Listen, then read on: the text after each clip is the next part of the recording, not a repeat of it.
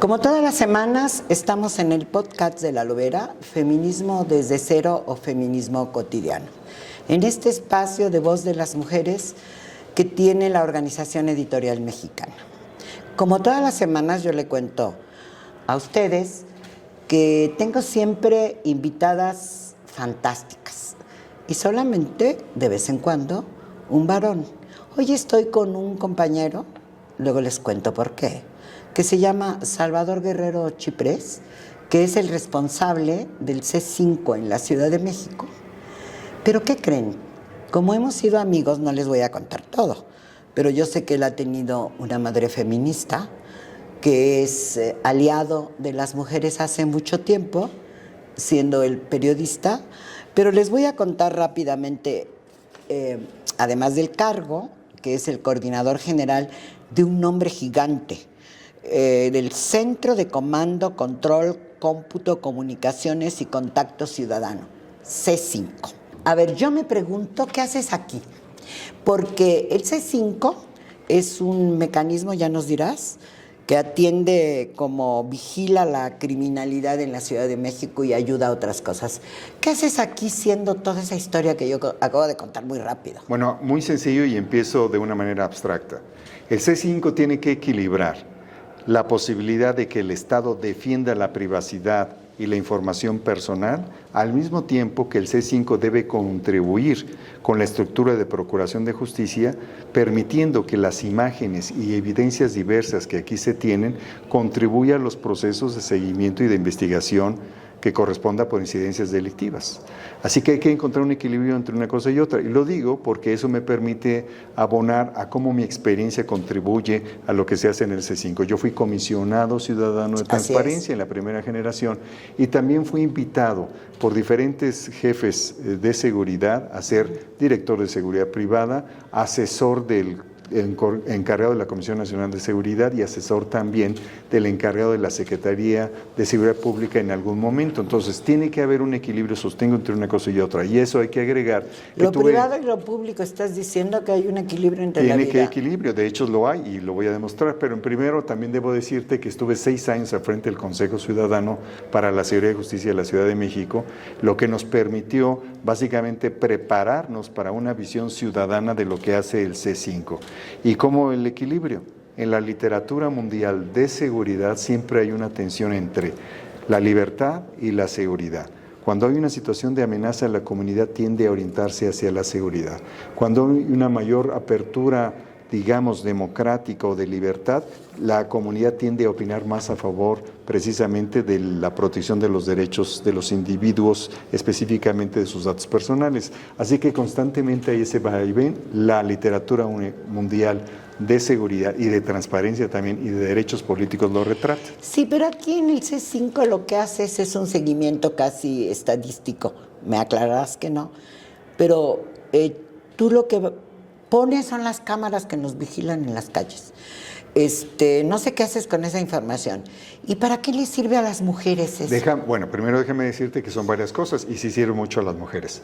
Primero, en el C5 se alberga la alerta sísmica, que es de valor universal. Sí, muy importante. Número 2, todo lo que tiene que ver con telemedicina y atención prehospitalaria. Muy importante. Muy importante, incluso para las mujeres. Y además hay 4 líneas telefónicas muy relevantes que operan aquí. La primera es 911 para emergencias públicas y privadas, de las cuales las usa más el 70% de la población, que son mujeres. 089. ¿70% las usa? 70%. Déjame. Para las varias cosas, la salud varias. Y para 911, la violencia. Sí, 911, muy bien. Emergencia pública y privada. 089, denuncia anónima. Sí. Y asterisco 765, que fue diseñada en junio de hace 2 años por la ahora presidenta de la República, entonces jefa de gobierno, y ahí contribuimos varios de nosotros al diseño de esa línea, que es recibir la llamada de violencia familiar, violencia de género, intento feminicida, que pudiera estar amenazando a las mujeres. Entonces, ahí hay un seguimiento de esa línea, a través de esa línea, de lo que está ocurriendo con ese fenómeno muy importante que ha sido 53,000 mujeres, según tus datos oficiales, han denunciado violencia familiar. en la Ciudad de México. En la Ciudad de México, en los últimos 6 años, es probable que hayan reportado más que denunciado. Sí, ok, reportado. Porque denunciar significa Sí, una sí, carpeta reportado. de investigación, no hay manera que alcance ese volumen. Reportado en Pero 911 sí reportado, para sí. una Y llamada hay de varias auxilio. organizaciones, porque está ahí también el Consejo Ciudadano que recibe muchísimas llamadas, está la línea 911, Y está la línea asterisco Y está la 765, red de los refugios.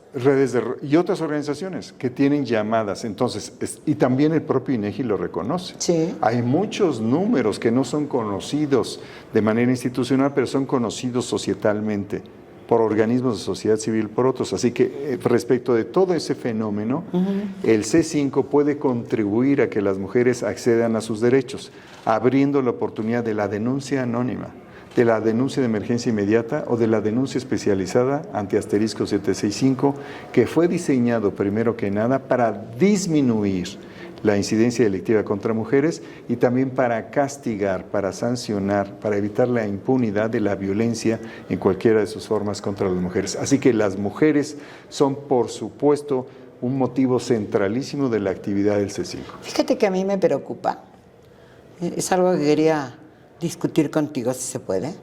Me preocupa que la violencia contra las mujeres solamente sea una situación de seguridad pública. Cuando nos tardamos como 50 años, le diría al público, discutiendo cómo y por qué hablamos de que lo personal es político.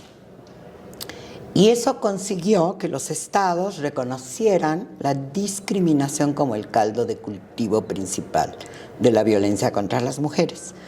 Y ahora hay una iniciativa en la Cámara de Diputados que ya se aprobó y está al revés. Se aprobó en el Senado y se va a discutir en diputados, que propuso la Presidenta de la República, en donde va a poner en la Constitución que la violencia contra las mujeres es un asunto de seguridad pública. Me preocupa muchísimo porque habíamos conseguido que se hablara de prevención, de capacitación y de un trabajo integral para enfrentar el fenómeno.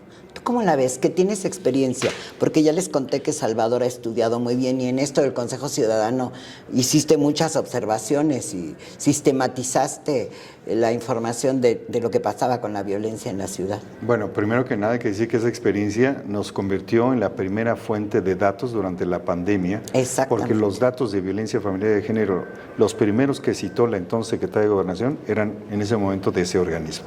Actualmente lo que te puedo decir, y en relación con este planteamiento que asocias con la iniciativa de la Presidenta Claudia Sheinbaum, lo que hay que decir que desde lo que yo observo, tanto la Presidenta Sheinbaum como la Jefa de Gobierno Clara Brugada observan que el fenómeno es multifactorial, que hay una cantidad de terrenos desde donde se combate la violencia familiar y de género y específicamente contra mujeres más vulnerables, niñas, adolescentes y adultas mayores especialmente, y son varios campos. Uno de ellos es la seguridad, yo diría seguridad ciudadana, no seguridad pública, aun cuando podríamos discutir sobre eso. Eso se va a poner en la Constitución. Y segundo, seguridad humana y de bienestar, que es otro concepto que está combatiendo a nivel global cómo se apropia semánticamente del tema de la seguridad. Pero es uno de los campos, no es solamente ese. Los hay los que tienen que ver con el derecho a programas sociales, acceso universal a los mismos, desde todas las poblaciones, particularmente las que más sufren violencia, que son entre más pobres y más alejadas de los centros urbanos, las más vulnerables. Entonces me parece que esa iniciativa que se refiere a seguridad pública sobre las mujeres no es sino una pequeña parte de la mirada general que tienen tanto la jefa de gobierno como la presidenta. Sí, ojalá porque la política pública y es una cosa que le preocupa mucho a la gente. Nosotros recibimos muchas preguntas al respecto. ¿Por qué a pesar de tantas cosas que se han hecho muchas en diferentes etapas, gobiernos, épocas, no baja el número de denuncias y de hechos? Y no bajan los feminicidios, porque bueno, dicen que bajaron 18%, pero aumentaron 300% el número de mujeres desaparecidas. Entonces, ahí hay un problema que es ideológico. Me interesa porque al C5 las mujeres pueden llamar al 735. 765, no, asterisco 765 para hacer una llamada de auxilio. Lo hacen mucho las niñas, según parece. Si no se atiende la parte ideológica de los hombres y de muchas mujeres, no lo vamos a resolver. Bueno, en esa materia nosotros tenemos sosteniendo varios años que todos los actores que forman parte de la comisión de un fenómeno, en este caso de un delito, tienen que ser parte de la solución. No podemos decir que solamente las mujeres, siendo precavidas o siendo cautelosas, van a destruir la impunidad o disminuir la violencia. Tiene que haber un compromiso, una determinación del sujeto hombre, del sujeto varón, y también una manera del Estado mexicano de orillar a ese compromiso para aquellos que son los principales agresores dejen de serlo. También ¿Cómo? hay que decirlo. Déjame ¿Cómo tú que darte un sabes detalle. mucho? Ahí voy, ahorita me repites. Ajá. Primero, la mayoría de los agresores son hombres en el espacio privado. Así es, por eso Y aumentó eso la es violencia determinante. familiar. Es Y yo terrible. no sé si aumentó, porque primero, desde un punto de vista metodológico, habría que ver cuáles eran los datos que teníamos. Los mejores datos que tenemos comienzan a surgir en 2014. No me digas. 2014. No me digas. Antes de eso no hay datos, hace 10 años. no hay series de datos de ese tipo. De hecho, por ejemplo, en algunas organizaciones todavía hace 6 años no había datos de mujeres, que eso le pasó, por ejemplo, al Consejo Ciudadano, no había datos de mujeres. No, seguro. Y aquí nosotros, en el 911, estamos en esta apertura metodológica para introducir de manera metodológica adecuada los datos de mujeres que no hay todavía. Así no que hay consolidados, en es ese decir, hay momento, una medio claro. danza de cifras. Pero lo que voy es que tenemos que desarrollar, primero, pues, la capacidad de atender la emergencia, y segundo lugar, cuando se pueda, cuando hay tiempo, pues de tener los datos de esa mujer que se refieren a su edad, al lugar donde está, las circunstancias en tal. Pero si hay un riesgo crítico, hay que atender el riesgo crítico de inmediato. La pregunta era, te interrumpí tu pregunta. Sí, ya se me olvidó, porque así Ahorita te pasa, a acuerdas, ver, son las ahorita te canas acuerdas. y la edad. El tema es que se necesita capacitar para cambiar la cabeza de la gente. Yo veo que tus telefonistas, ¿cómo se llaman?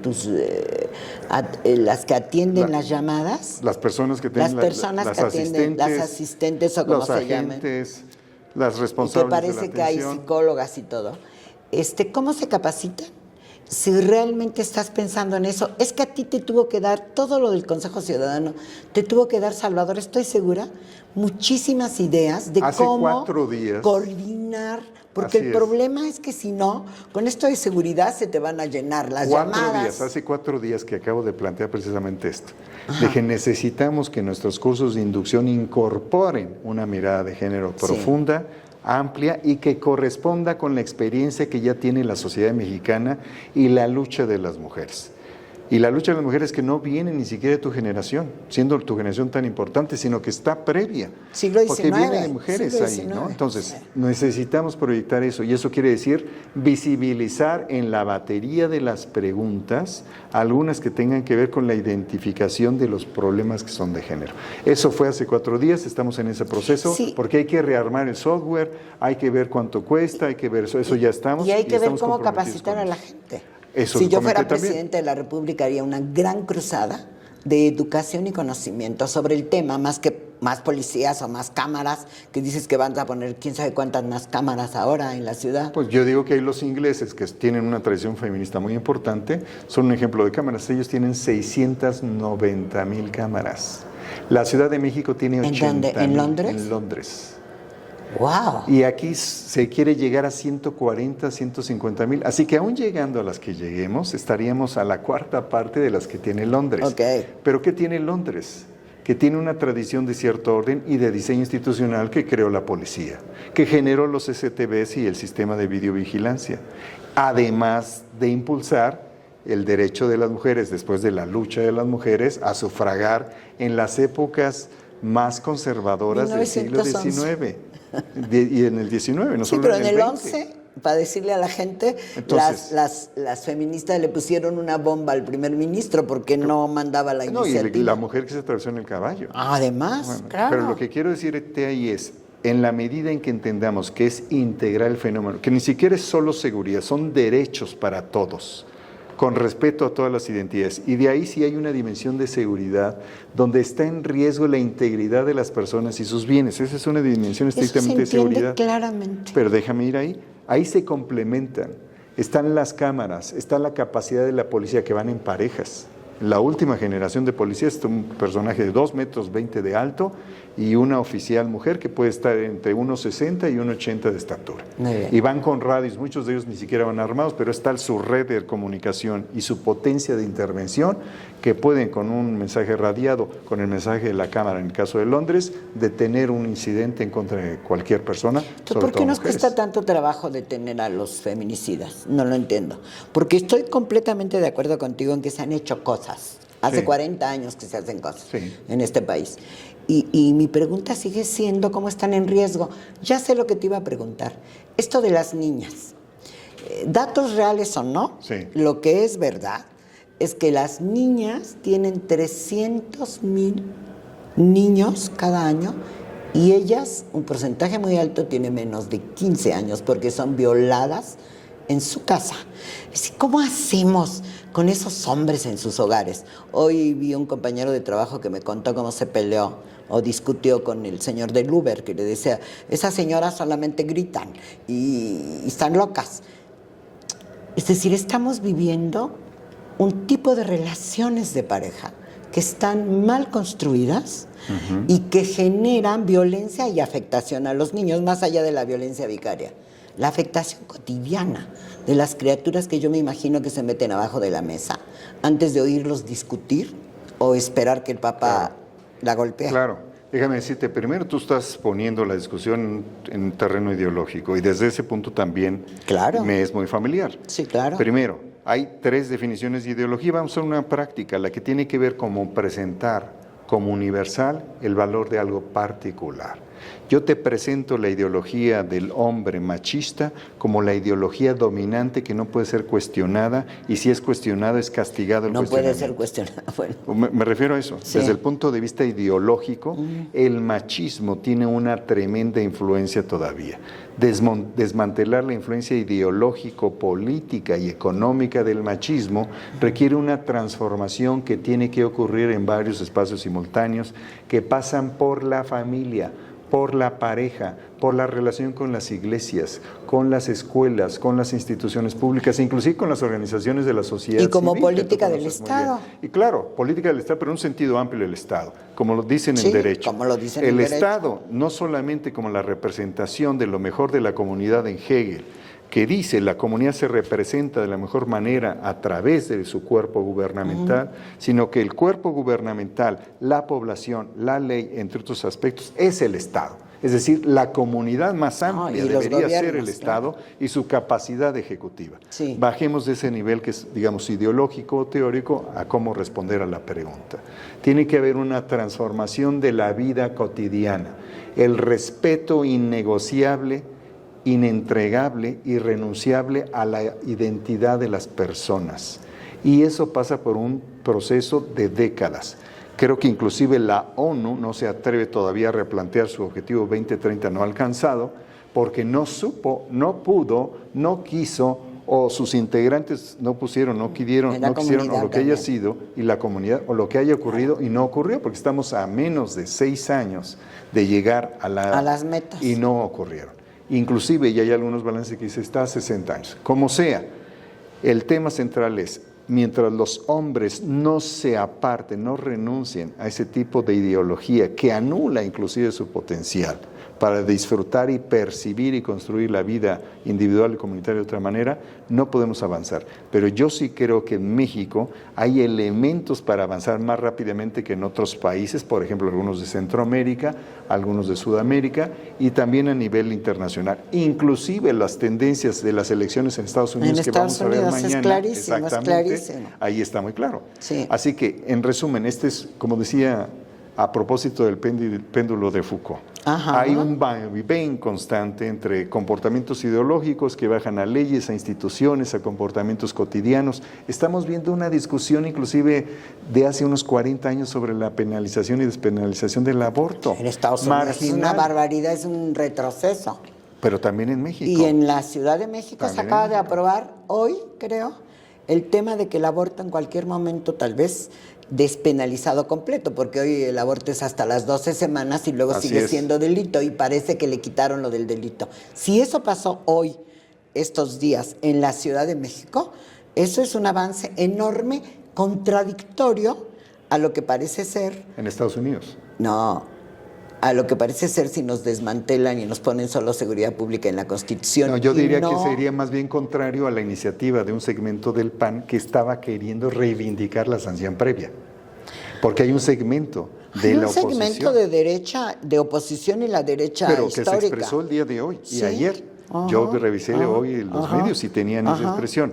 Claro. Así que por otro lado, ahí sí discrepo de tu afirmación. Yo creo que a nivel nacional, la jefa de gobierno de entonces, ahora presidenta de la República, y la jefa de gobierno actual son coincidentes en el deseo de llevar a varias áreas, no solo a la seguridad pública, el tema de la liberación de la población en general y en particular de las su parte mujeres. mayoritaria, más somos? activa políticamente, salvo tu mejor opinión, durante décadas, que son las mujeres.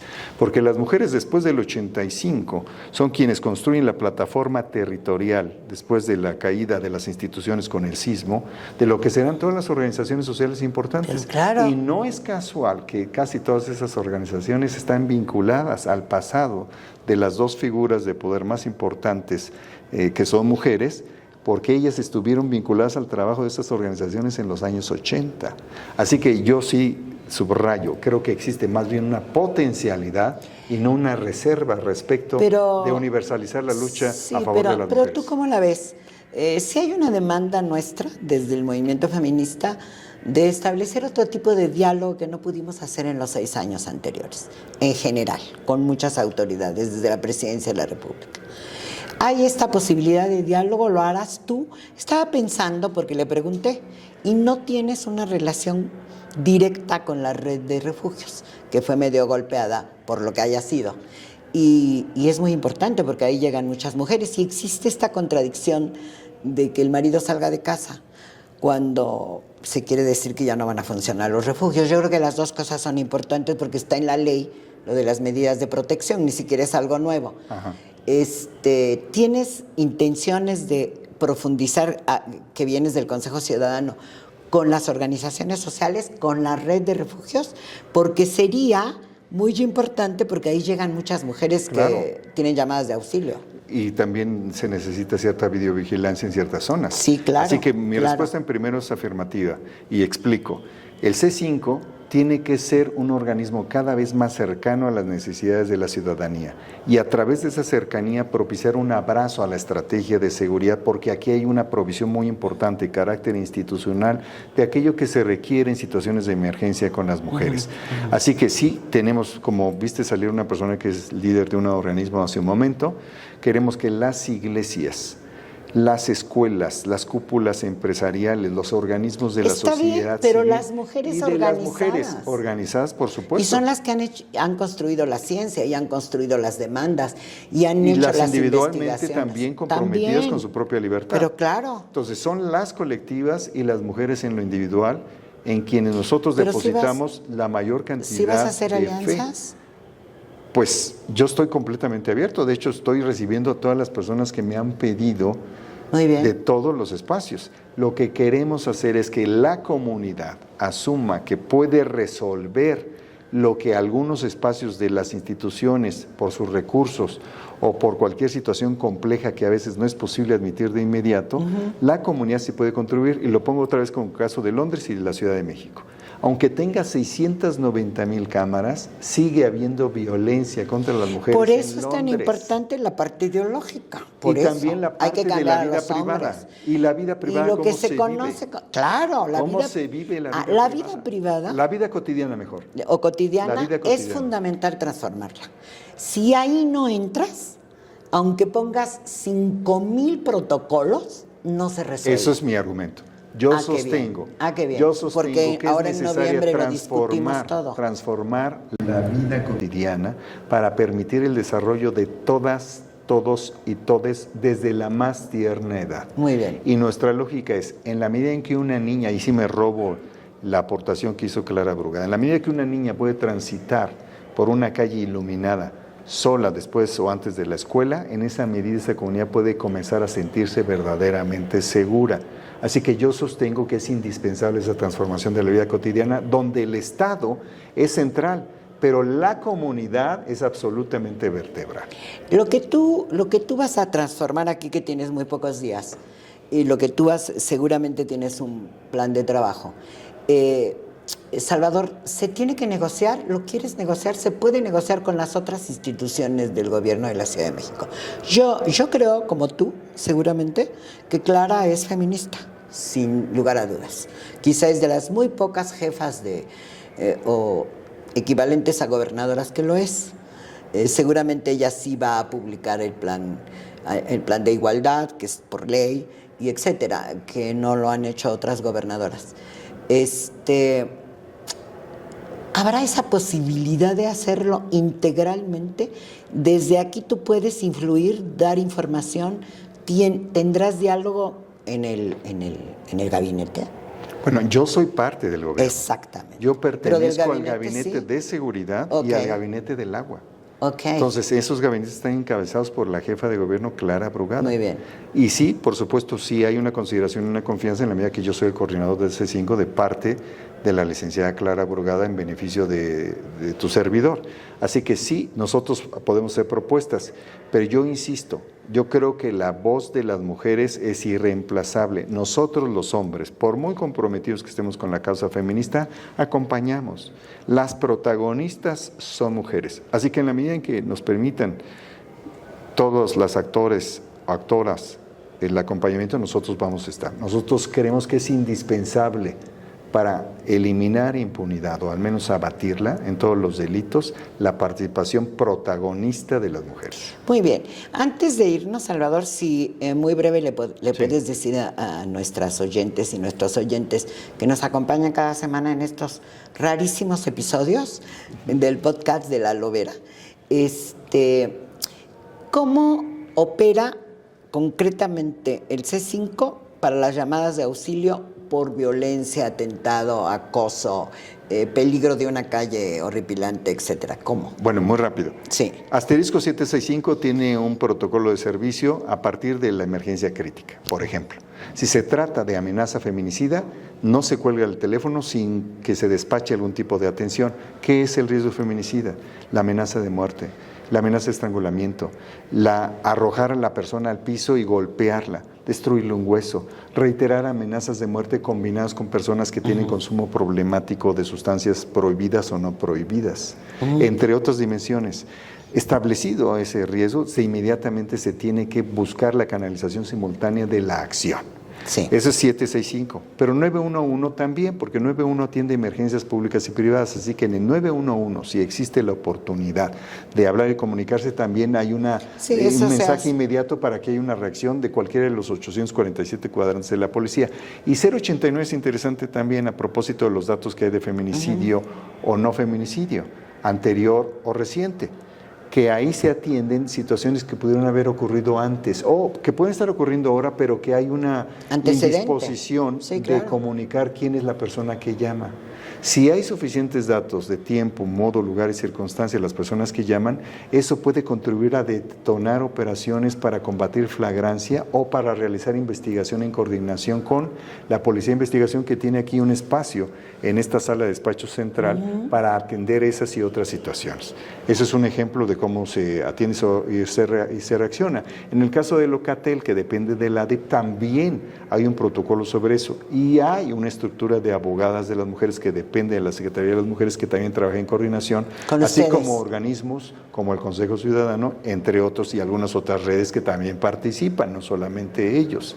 Así que sí hay una estructura que hay que fortalecer, porque de pronto uno cree que estuvo bien lo que estaba en el pasado, y a lo mejor estuvo bien, pero necesitamos enfrentarnos a un desafío que corresponda con la actualidad que constantemente se revisa a partir de la vida cotidiana. Te agradezco mucho, Salvador Guerrero. Y saben a ustedes, porque como saben estamos en noviembre y el 25 de noviembre las feministas instauraron el Día Mundial para combatir la violencia contra las mujeres. Hace mucho tiempo en Buenos Aires, en un encuentro de mujeres feministas, casi todas las iniciativas las ha creado el movimiento feminista, como bien dijo Salvador, desde el siglo XIX. Quiero decirles que nos vemos la próxima semana, no sin antes decir dos cosas. Nuestra productora Natalia Castañeda Páez, que lo pondrá bien esta conversación, y por supuesto a Pablo Sánchez Rivera, que es quien nos ha filmado para que usted también nos pueda sintonizar, ver en el YouTube. Hasta la próxima. Gracias, Sara. A ti muchas gracias, Salvador.